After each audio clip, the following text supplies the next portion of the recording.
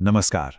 आज हम 2026 की इंटरमीडिएट गणित की परीक्षा को सिर्फ समझेंगे नहीं, बल्कि ये देखेंगे कि इसे क्रैक कैसे किया जाए।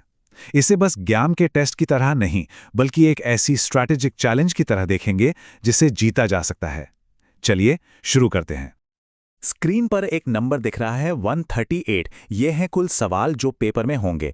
पहली नज़र में ये नंबर थोड़ा डरा सकता है ना?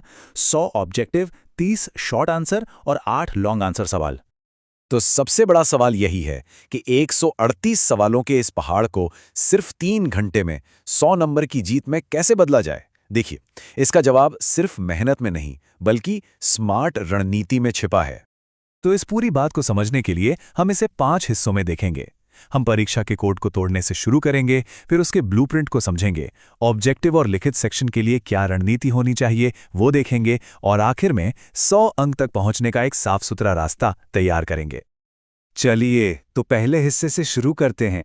यहाँ हमारा मकसद इस परीक्षा को एक टेस्ट की तरह नहीं, बल्कि एक पहेली की तरह देखना है, और हर पहेली का एक कोड होता है जिसे क्रैक किया जा सकता है। हम जो तरीका अपनाएंगे उसे कहते हैं रणनीतिक विखंडन। अब ये सुनने में थोड़ा भारी भरकम लगता है, पर इसका मतलब बहुत सीधा सा है। हम इस बड़े से एग्जाम पेपर को छोटे छोटे समझने लायक हिस्सों में तोड़ेंगे, उसके नियमों को जानेंगे और उसमें छिपे हुए फायदों को ढूंढ निकालेंगे। ठीक है, तो अब चलते हैं दूसरे हिस्से पर। यहाँ हम आधिकारिक निर्देशों के आधार पर परीक्षा की बनावट और उसके नियमों को समझेंगे। यहीं से हमारी असली रणनीति की नींव रखी जाएगी। अब जरा इस टेबल को बहुत ध्यान से देखिए। ये पूरी परीक्षा का ब्लूप्रिंट है। सेक्शन अ में 100 ऑब्जेक्टिव सवाल हैं, पर करने सिर्फ 50 हैं। सेक्शन ब में 30 शॉर्ट आंसर्स में से सिर्फ 15 करने हैं, और 8 लॉन्ग आंसर में से सिर्फ 4। देख रहे हैं, हर सेक्शन में चुनने की आज़ादी है। असली खेल यहीं छुपा है। ये कुछ ऐसे नियम हैं जिन्हें बिल्कुल भी नहीं भूलना है।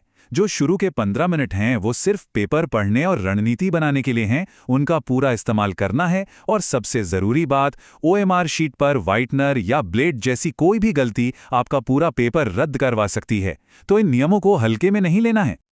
चलिए अब उस सेक्शन की बात करते हैं जहां सबसे बड़ा दांव खेला जा सकता है, सेक्शन ए यानी ऑब्जेक्टिव सवाल। यही वो हिस्सा है जो स्कोर को आसमान पर पहुंचा सकता है। ये नंबर 50%, ये इस पूरी परीक्षा का सबसे ज़रूरी आंकड़ा है।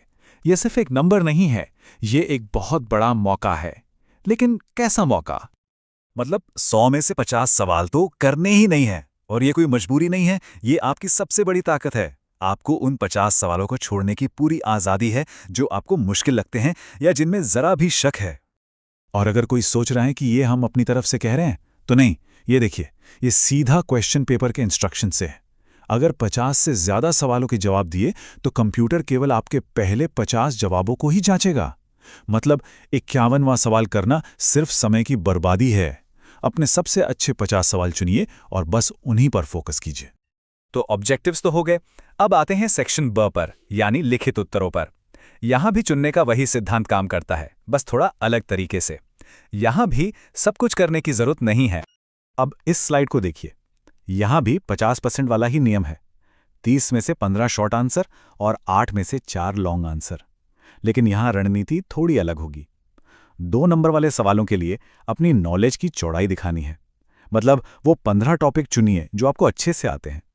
लेकिन जहां 5 नंबर वाले सवालों की बात आती है, वहां गहराई में उतरना होगा। वो 4 सवाल चुनिए जिनके हर एक स्टेप को लेकर आप 100% पक्के हों।